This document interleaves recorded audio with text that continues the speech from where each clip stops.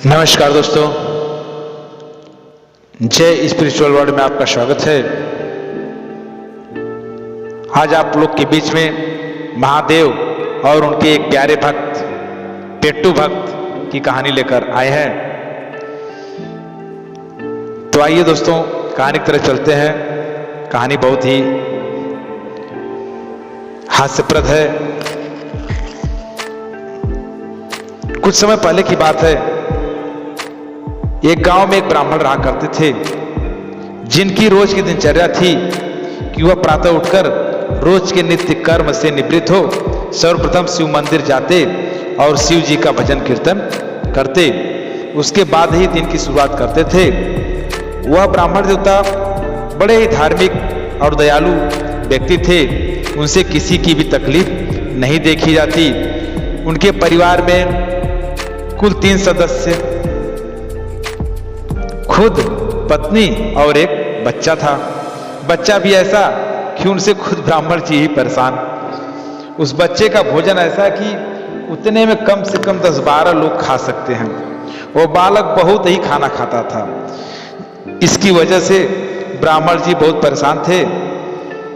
एक दिन जब मंदिर गए तो भगवान शिव के सामने खड़े होकर कहने लगे कि शिव जी, आप मेरे बच्चे का खाना कम कर दीजिए, नहीं तो हम लोग भूखमरी के कगार पर पहुंच जाएंगे और हम लोग को भूखों मरने की नौबत आ जाएगी। उनके इस तरह की बातों को वहां पर उपस्थित पुजारी जी सुनकर बड़े आश्चर्य में पड़े और बोले, ब्राह्मण जी, ये आप क्या कर रहे हैं? अपने बच्चों से कोई दुखी होता है क्या?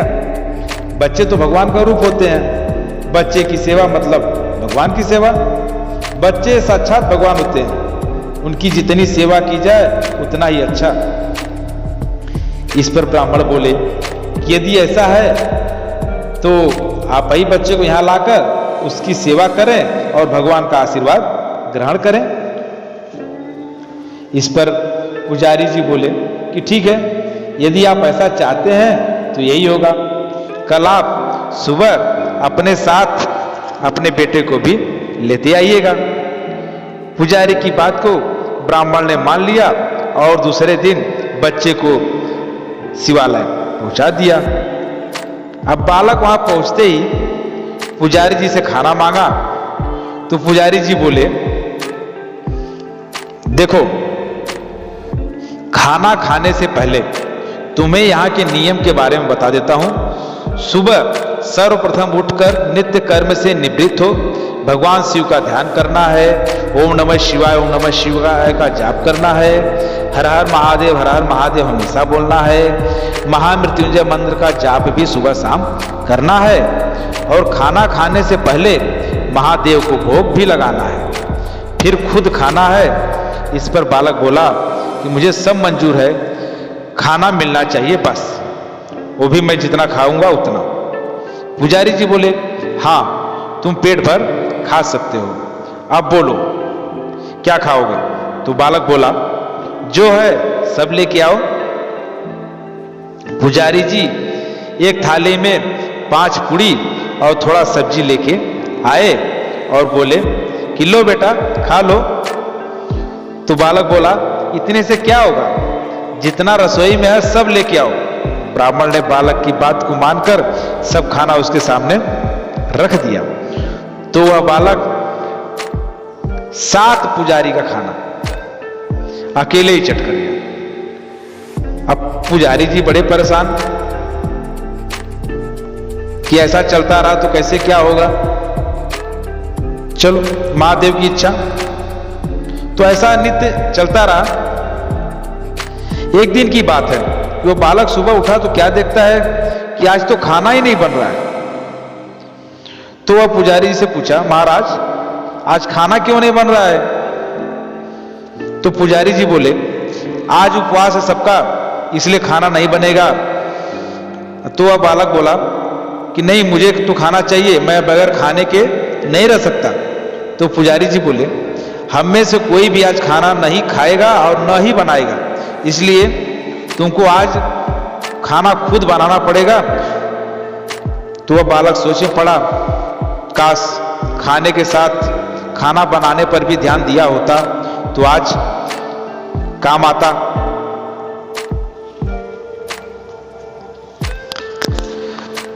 मां से भी कुछ नहीं सीखा।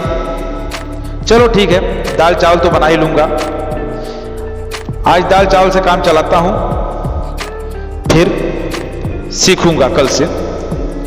तो बालक बोला ठीक है, आज मैं दाल चावल बना के खा लूंगा। तो पुजारी जी बोले यहां खाना नहीं बनाना है, तुम दाल चावल लेके बाहर जाके कहीं भी पकाओ और खाओ।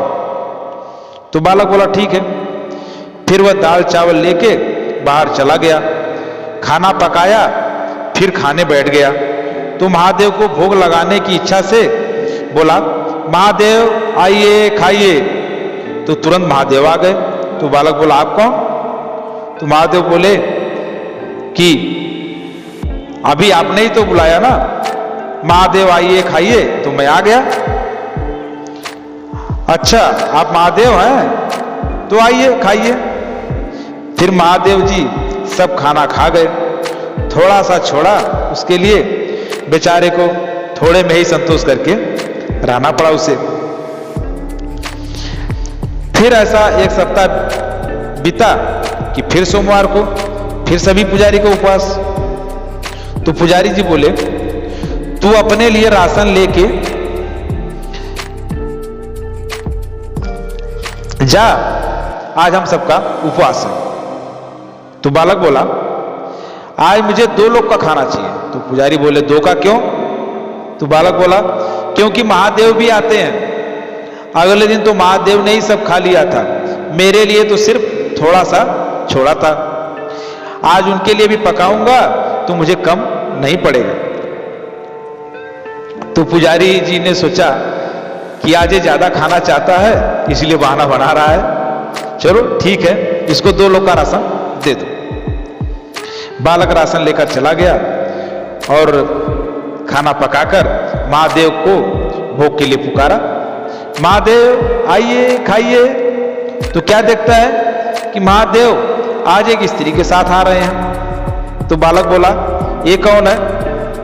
तो महादेव बोले ये पार्वती जी हैं, आज ये भी तुम्हारे हाथ का बना हुआ खाएंगी। तो बालक ना चाहते हुए बोला ठीक है पहले आप दोनों खा लो। फिर महादेव और पार्वती ने सब खाना खा लिया, आज फिर उसके लिए सिर्फ थोड़ा सा बचा। बेचारा बालक थोड़ा सा ही खा के संतोष किया। ऐसे एक सप्ताह बीता, फिर सोमवार, फिर सबका उपवास। तो बालक ने पुजारी से बोला आज मुझे 3 लोग का खाना चाहिए। तो पुजारी बोले कि क्या? जब वो बोला कि आज मुझे 3 लोग का खाना चाहिए, तो पुजारी बोले कि क्या आज महादेव के साथ माता पार्वती भी आने वाली है क्या? तो बालक बोला हाँ बाबा, अगले दिन ही आई थी, तो मुझे थोड़ा सा बचा था, मेरा पेट भी नहीं भर पाया। फिर पुजारी जी उसके भोलेपन पर हंसते हुए 3 लोग जितना राशन दे दिए। बालक फिर चला राशन पकाने के बाद महादेव को पुकारा, महादेव आइए खाइए। तो अब क्या देखता है कि आज तो महादेव पार्वती के साथ एक बालक भी है। तो बालक बोला अब ये कौन है? तो महादेव बोले ये मेरे पुत्र कार्तिकेय हैं।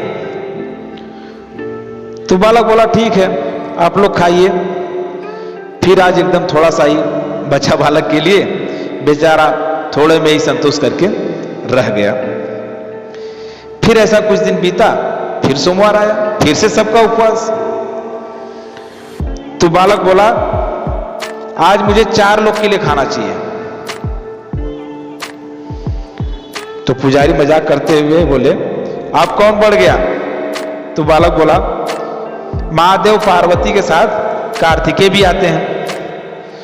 तो पुजारी ने सोचते हुए कि दिन पर दिन इसका खुराक बढ़ता जा रहा है और भगवान को बदनाम कर रहा है, तो पुजारी ने 4 लोग के लिए राशन दे दिया।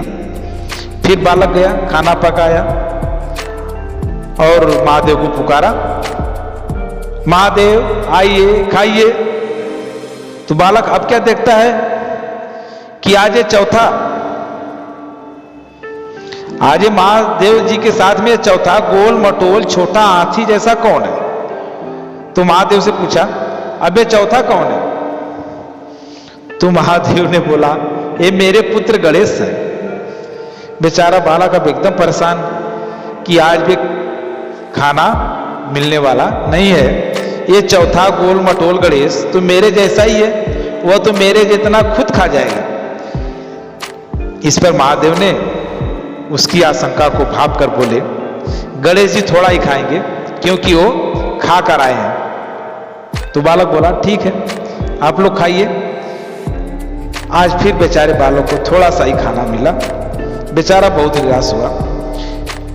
फिर अगले सप्ताह उपवास के दिन पुजारी जी से बोला कि आज मुझे 5 लोग के लिए राशन चाहिए। तो पुजारी बोले, अब फिर से कौन बढ़ गया? तो बालक बोला कि अब गणेश जी भी आने लगे हैं। तो पुजारी जी समझ गए ये बालक हम लोग से झूठ बोलकर राशन ले जाता है और बेचकर खाता होगा। तो पुजारी ने मन ही मन उसकी चोरी पकड़ने का इरादा बना लिया और बालक को 5 आदमी जितना राशन दे दिया। अब बालक राशन लेकर मंदिर से दूर गया तो पीछे से सभी पुजारी छिपते हुए पीछे पीछे गए।